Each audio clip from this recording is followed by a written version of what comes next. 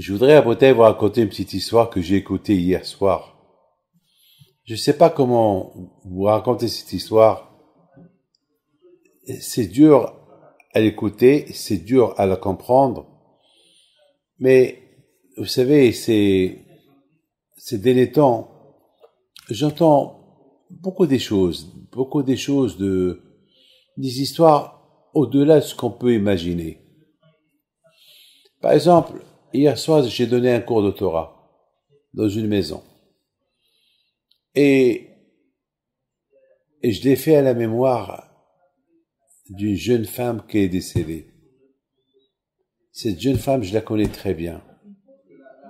Elle est même de la famille de Rabbi Haim Pinto. La pauvre, elle a souffert toute sa vie. Et à la fin, la pauvre, elle a rendu son âme. Et cette semaine, jeudi et vendredi matin, j'ai vu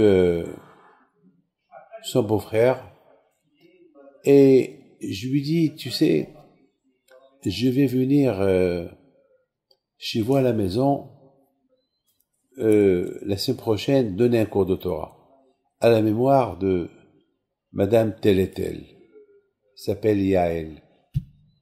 Alors je lui dis, alors dis-le à ta femme. Il dit, oui, voilà, je vais venir donner le cours de Torah à la mémoire de sa sœur, tel est le lundi. Alors, dès que lui, il a dit à sa femme, voilà, Rabbi David, il vient chez nous, elle a commencé à pleurer. Elle a dit, hier, je pensais à ma sœur toute la journée, et j'ai pas compris pourquoi elle est partie, elle est morte, et elle me manque, etc. Bon, elle était contente que j'allais venir donner le cours de Torah à la mémoire de sa sœur. Alors hier soir, alors j'étais à la maison, elle m'a dit, Rabbi David, c'est bizarre, vous avez pensé à venir donner le cours de Torah à ma sœur, et moi je pensais à elle toute la journée, le jour que vous avez décidé à donner le cours de Torah à ma sœur. Est-ce que ça veut dire qu'il doit lui manquer quelque chose dans l'autre monde? Je dis oui. Il doit lui manquer qu'on dise quelques cours de Torah à sa mémoire. Parce que les tzadikim ne sont pas morts, les tzadikim ils sont vivantes. Et surtout ta sœur, elle est pas morte, c'est une tzadikette, elle a souffert toute sa vie, elle était une grande croyante, elle avait une grande émouna, elle vénérait les tzadikim, elle vénérait Rabbi Haim Pinto. Donc pour moi c'est une tzadikette, elle doit être assise avec les grands tzadikim dans l'autre monde.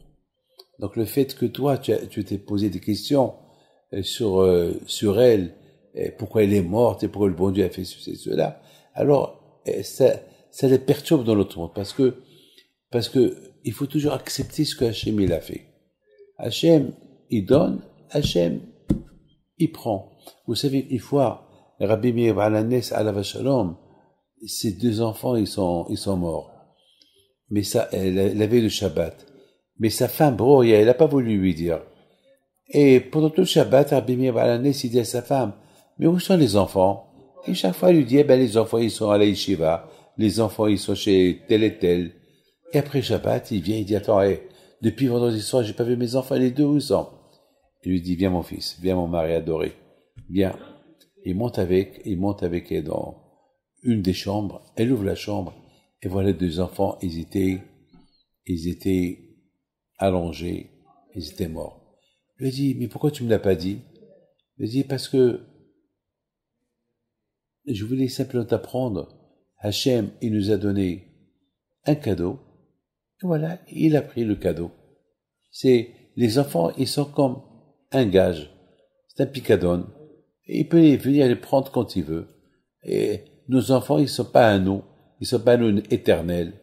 Voilà, la vie, c'est lui qui donne la vie. À quoi? Le père et la mère, ils fabriquent le corps, et Hachem, il donne la vie.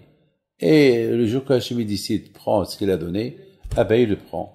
Donc c'est comme ça. C'est pas à nous de, bien sûr ça fait de la peine, mais la vie elle est comme ça. C'est la raison pourquoi il faut toujours savoir que la vie ne nous appartient pas. La vie elle appartient au Créateur. C'est à lui. C'est lui le Baal Habayit, c'est le patron. D'ailleurs tout ce qu'il y a dans ce monde-là, c'est pas à nous. Ça appartient à Kadosh Baruch Hu. Donc j'ai dit à cette femme-là, je lui dis à soir, tu sais, moi, ma fille, il faut accepter ce qu'Hachem a fait. Je sais que c'est ta sœur, je sais que ça te fait du mal, mais il faut accepter.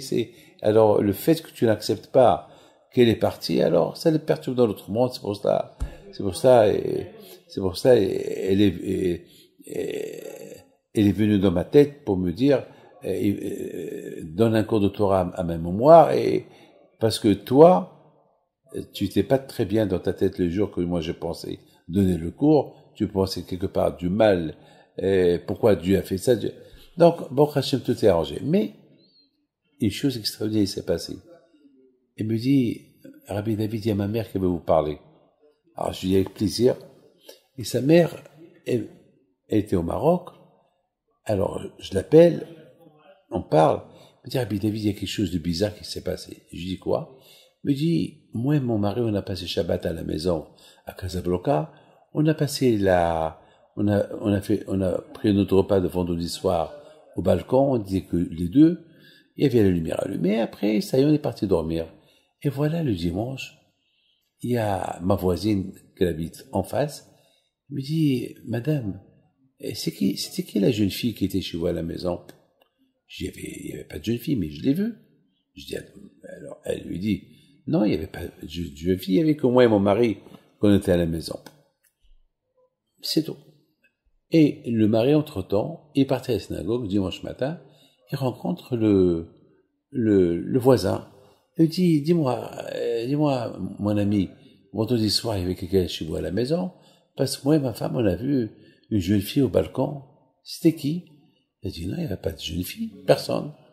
Bizarre. Il monte à la maison, il dit à sa femme, si bizarre, il y a un monsieur à la synagogue du voisin, il a dit qu'il a vu une jeune fille à la maison, je sais pas qui est-ce. Alors, sa femme lui dit, moi aussi, elle vient de monter chez moi la voisine, elle m'a dit qu'elle a vu on dirait une autre fille dans le balcon, c'est bizarre. Donc, ils m'ont demandé la question, ils m'ont dit, Rabbi David, comment vous expliquez ça? Quoi?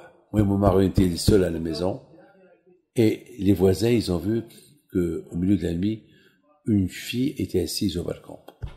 Je lui ai dit, j'ai pas de réponse. Peut-être c'est votre fille, qui vient de l'autre monde visiter la maison. Mais j'ai pas de réponse. C'est des choses qu'on peut pas répondre. Avant que Mashiach va venir, on va vivre des choses comme ça, bizarres. Des choses que nous, on comprend pas. Le plus important c'est de se renforcer dans l'aïmona et de savoir que les morts ne sont pas morts. Les morts, ils sont vivants. Et, de temps en temps, ils viennent visiter leur famille. Et que leur âme repose en paix. Que le bon Dieu protège. Le plus important, c'est de savoir qu'il y a un patron et c'est lui qui donne tout, c'est Hachem. Que Dieu protège jamais quatre.